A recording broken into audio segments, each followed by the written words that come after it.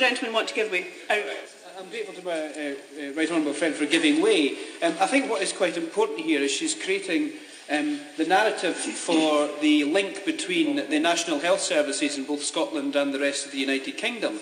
And would she agree with me that that's probably why the Scottish National Party in the end ended up voting on the Health and Social Care Bill because of the interlinked nature of the National Health Service between Scotland and the rest of the United Kingdom? Order, can I just say the word is only leave out, and that's all we're actually really discussing on this amendment. And I've allowed a little bit of latitude. What I've got to watch is that we don't get too far. I understand this is Scottish debate and everybody feels that they can open it up, but we must try and stick to the amendments. Anne Maguire.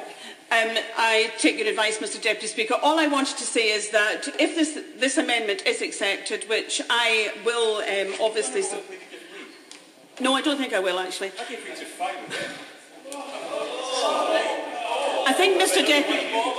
I actually think Mr Deputy Speaker is wanting to move the business on, and I don't want to push his charity any further. I just want a reassurance that there will be real discussions between the UK Government and the Scottish Government to ensure that we have a framework that will regulate health professionals across the United Kingdom, albeit that the Scottish Government will have responsibility. Point of order. Point of order, Chris Bryant. Thank you very much, Mr Deputy Speaker. Yesterday afternoon, at column 963, the member for Bradford South asked the Secretary of State for Culture, why was the Special Advisor the nominated person in the department? If this was so important, as the Secretary of State is saying, why was his Special Advisor the nominated person? And the Secretary of State replied, his role was agreed by the Permanent Secretary.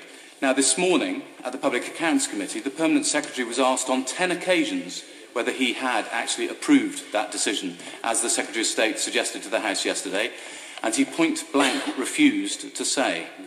Now, the reason this is a point of order, Mr Deputy Speaker, is because if we were to apply for a Standing Order 24 debate on this very serious issue of whether the Secretary of State might have inadvertently or advertently misled the House, we would have to be able to have the first debate on Monday and the second on Tuesday. Can you confirm that the House would not be able to prorogue on Tuesday in that eventuality? First of all, I can't judge something that's not happened.